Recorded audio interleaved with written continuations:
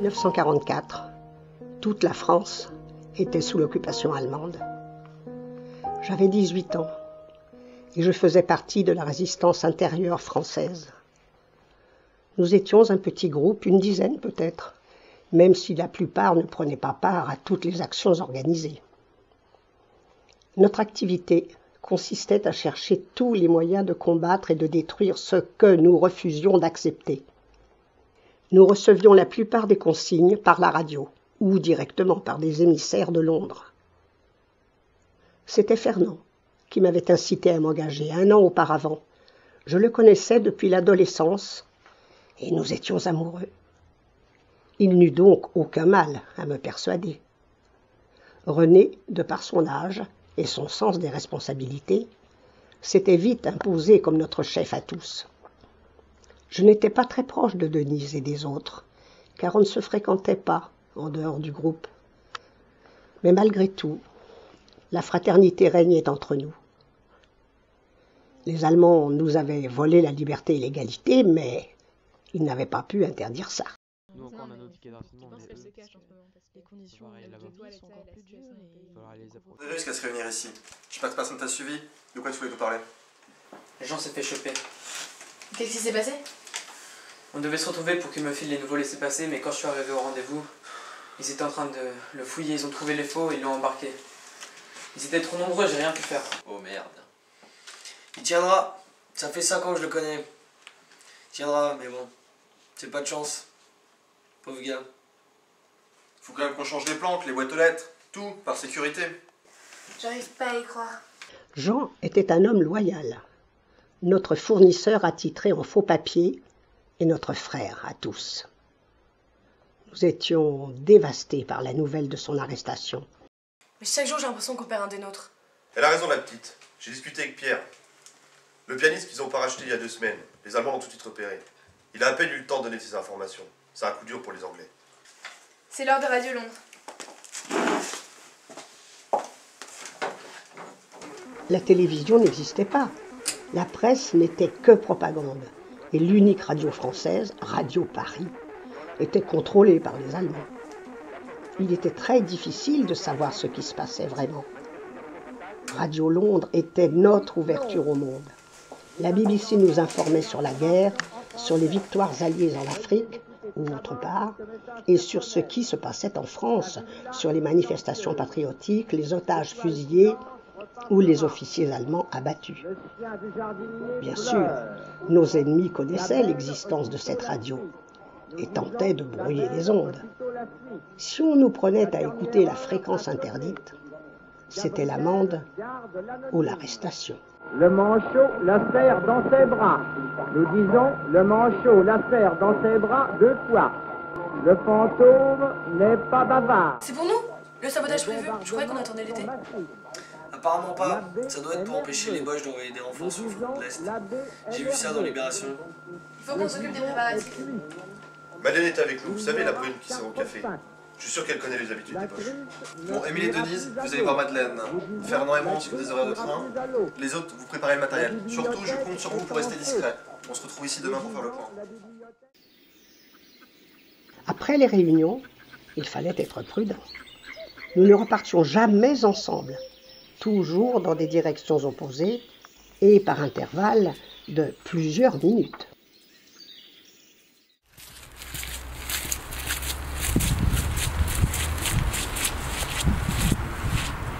Halt! Papier bitte! Papier bitte!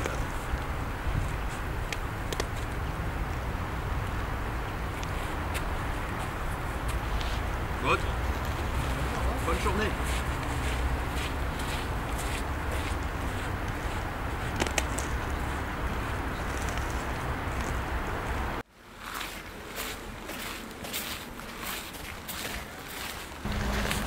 René, Fernand, Enchanté. on a des ordres de Radio Londres. On doit saboter la voie. Tu veux les rien? Une note?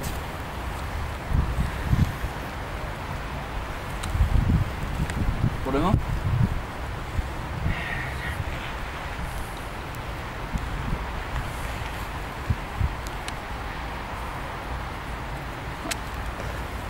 Merci, on va gérer le prochain train.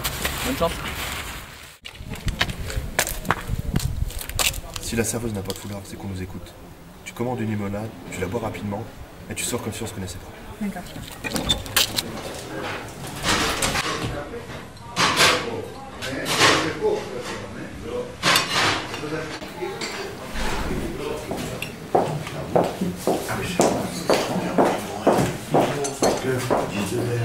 Maddy, voici Denise. On a un service à te demander. Suivez-moi.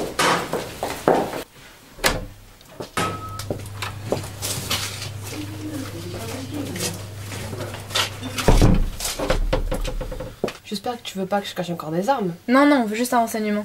Tu connais les heures de pause des boches? Généralement, ils arrivent vers 8h. Il reste une demi-heure, 1 heure, ça dépend. C'est pas vraiment des poivreaux, hein. Demain, on sabote la voie ferrée. Tu penses que tu pourrais les retenir un peu plus longtemps? On te leur voudra. Je vais essayer, mais prenez pas tant de risques. Hein. T'inquiète, on fera vite.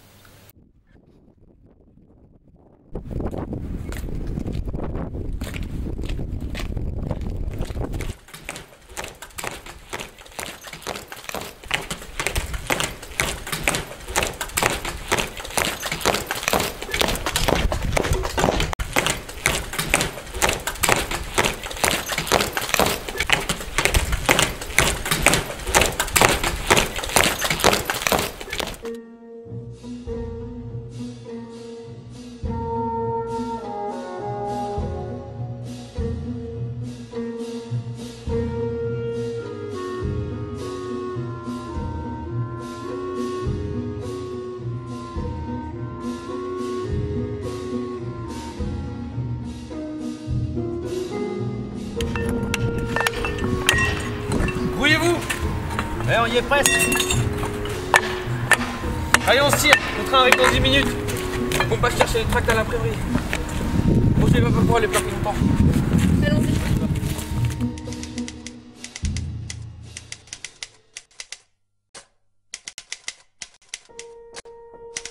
Avec mon groupe et l'aide d'un ami imprimeur, nous fabriquions des tracts à distribuer ou coller sur notre passage.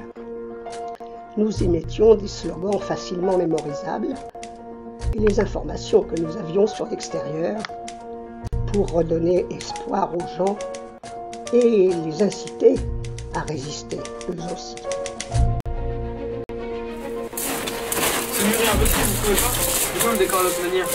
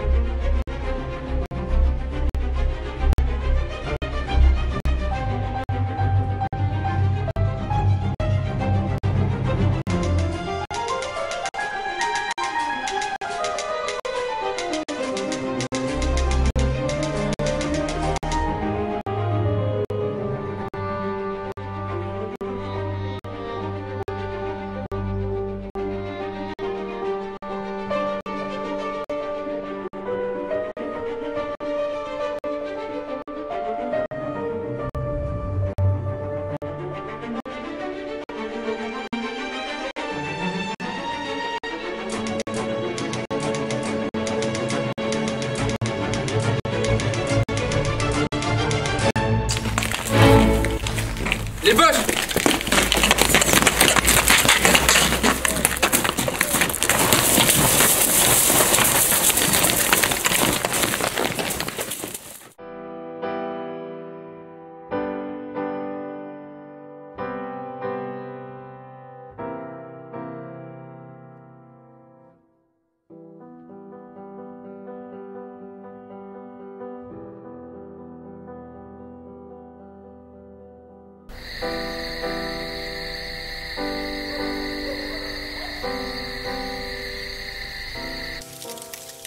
Radio Paris, Radio Paris, Radio Paris est allemand.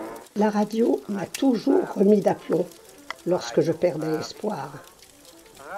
Le moment que je préférais, c'est quand les expatriés français lisaient des poèmes à l'antenne.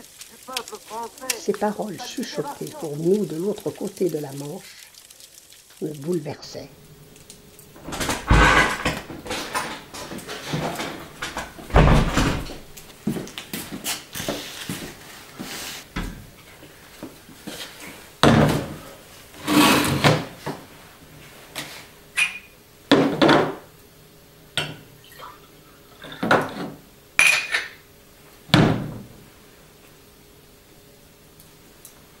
Fernand, qu'est-ce qui se passe? Ils les ont arrêtés, tous les trois. Henri, Denise et Serge. J'ai réussi à m'enfuir. Tous les trois? Mais comment c'est possible? Il doit y avoir un traître. Le train a pas déraillé, ils l'ont arrêté à temps. Tout a foiré. Bon, maintenant écoute-moi bien. Je veux que tu te rendes chez René et que tu lui rapportes tout ce que je viens de te dire. Je peux pas sortir maintenant, il y a trop d'Allemands, c'est trop risqué. J'y vais. Je reviens vite.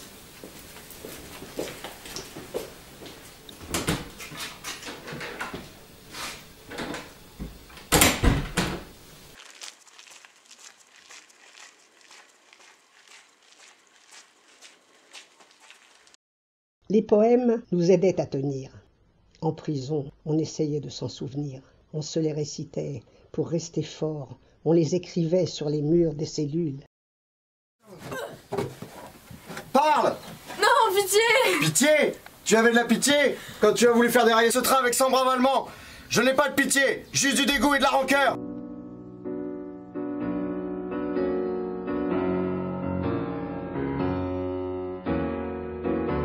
Je trahirai demain, pas aujourd'hui. Aujourd'hui, arrachez-moi les ongles, je ne trahirai pas. Vous ne savez pas le bout de mon courage, moi je sais. Vous ne savez pas le bout de mon courage, moi je sais. Vous êtes 5 mains dures avec des bagues, vous avez aux pieds des chaussures avec des clous. Je trahirai demain, pas aujourd'hui. Demain, il me faut la nuit pour me résoudre, il ne faut pas moins d'une nuit pour renier, pour abjurer, pour trahir, pour renier mes amis, pour abjurer le pain et le vin, pour trahir la vie, pour mourir. Je trahirai demain, pas aujourd'hui. La lime est sous le carreau, la lime n'est pas pour le barreau, la lime n'est pas pour le bourreau, la lime est pour mon poignet. Aujourd'hui, je n'ai rien à dire, je trahirai demain.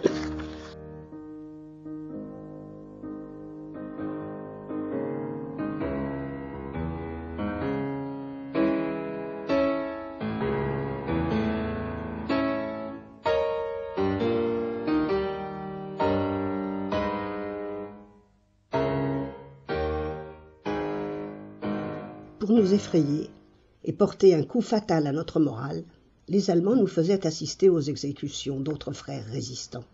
Ils nous alignaient dans la cour de la prison, encerclés de soldats, et nous étions forcés d'ouvrir les yeux.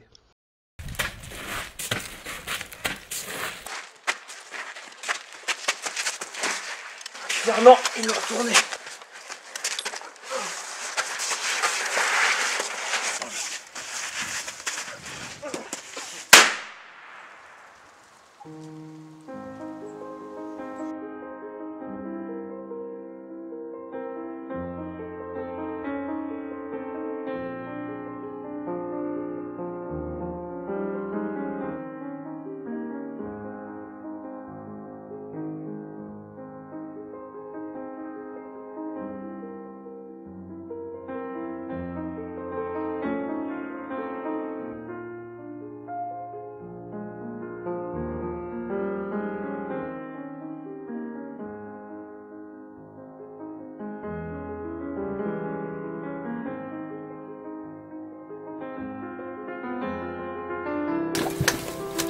C'est que le linge, hein. Michel.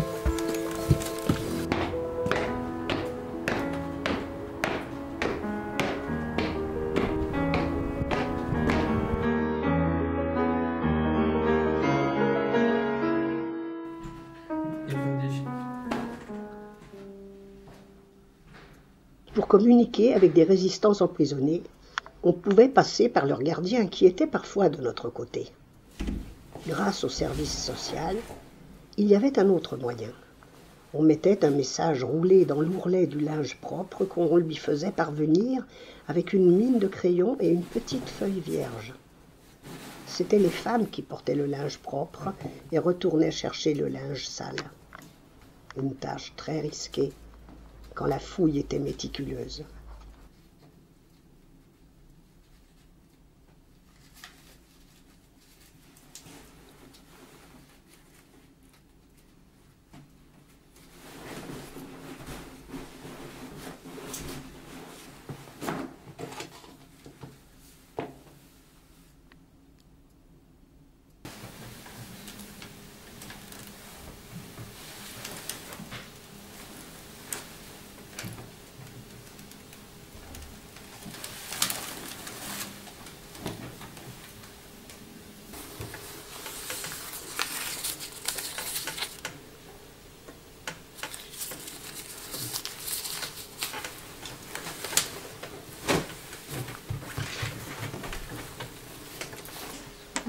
Odile?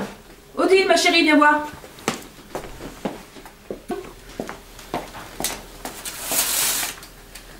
Odile, tu vas aller chez René. Voilà. Viens. Ne vas pas attraper froid.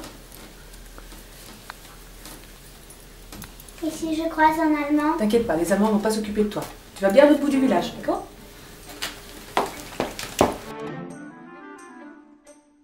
Pour transmettre des messages rapidement, nous nous faisions aider d'agents de liaison. Le plus souvent des jeunes, même des enfants, ils allaient de résistant en résistant, à pied ou à vélo. Toute la presse était au service de la propagande allemande.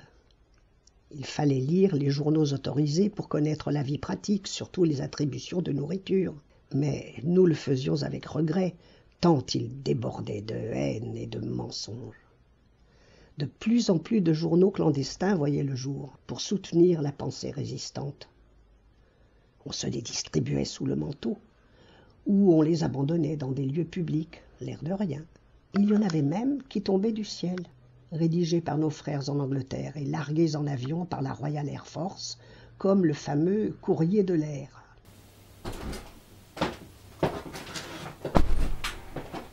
Bonjour Toto, j'ai un papier pour toi. Bonjour Odile.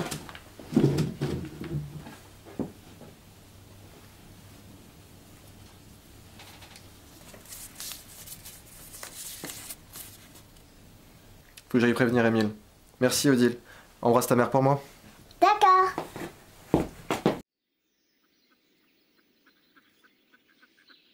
Faut que j'y aille. Déjà? Désolé, Suzy. Les gars ont besoin de moi. Les Anglais, ils ont parachuté des armes au maquis de Suez. René a reçu l'ordre par boîte aux lettres d'aller les récupérer. Le système des boîtes aux lettres était très efficace pour communiquer sans prendre trop de risques. Un responsable faisait déposer un message dans la boîte aux lettres d'un immeuble. Bien sûr, la concierge ou le propriétaire de cette boîte était d'accord. Ce message était ensuite relevé par l'agent de liaison d'un autre résistant.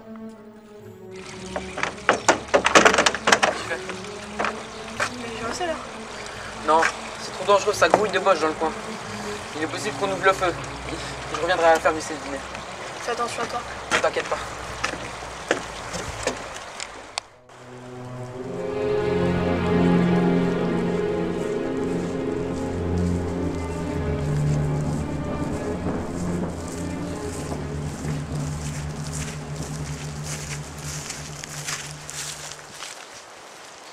Alors, ces armes, elles sont où?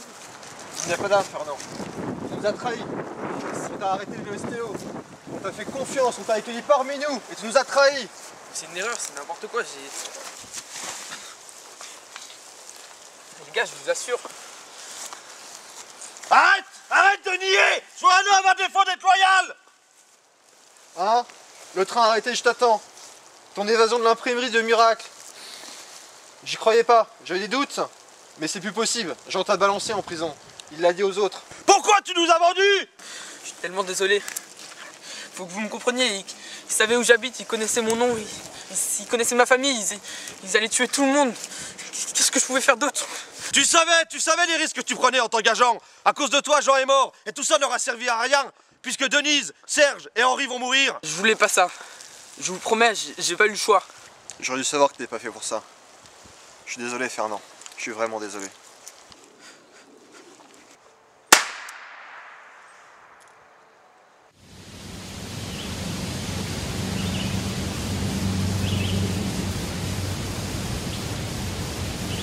Ami, si tu tombes, un ami sort de l'ombre à ta place. Demain, du sang noir séchera au grand soleil sur les routes. Chantez, compagnons, dans la nuit, la liberté nous écoute. Amis, entendu le vol noir des corbeaux sur nos plaines. Amis, entendu les cris sourds du pays qu'on enchaîne. Poètes, partisans, ouvriers, paysans, c'est la larme. Ce soir, l'ennemi connaîtra le prix du sang et des larmes. de la mine, descendez des collines, camarades. Sortez de la paille, les fusils, la mitraille, les grenades. Oh, et les tueurs à la balle et au couteau, tuez vite. Oh, et saboteur, attention à ton fardeau, dynamite. C'est nous qui brisons les barreaux des prisons pour nos frères. La haine à nos trousses et la faim qui nous pousse, la misère. Pendant cette guerre, avec la fameuse liste Otto des nazis et la mainmise des Allemands sur la culture, je n'avais pas grand-chose de nouveau à lire. Pour mes 18 ans, Fernand m'avait offert quelques pages reliées, imprimées sur du mauvais papier d'emballage. C'était Le silence de la mer, de Vercors, publié clandestinement par les éditions de Minuit. Les auteurs refusaient de se taire. Tout le monde parlait de ce livre interdit, mais personne ne l'avait. Je n'ai jamais su comment Fernand se l'était procuré. Je n'ai pas reçu de plus beaux cadeaux depuis.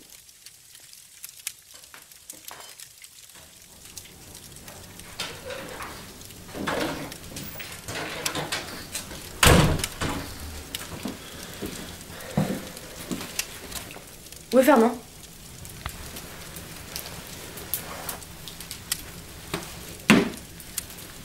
Ils n'ont pas eu besoin de parler. À leur visage grave et leur corps droit, endeuillé, j'ai su que Fernand nous avait trahis. Je n'ai pas protesté. J'ai retenu mes larmes et je n'ai rien dit. Il avait cédé à la barbarie et il avait eu ce qu'il méritait. Pourtant, malgré mon dévouement farouche, la résistance n'avait plus si bon goût dans ma bouche.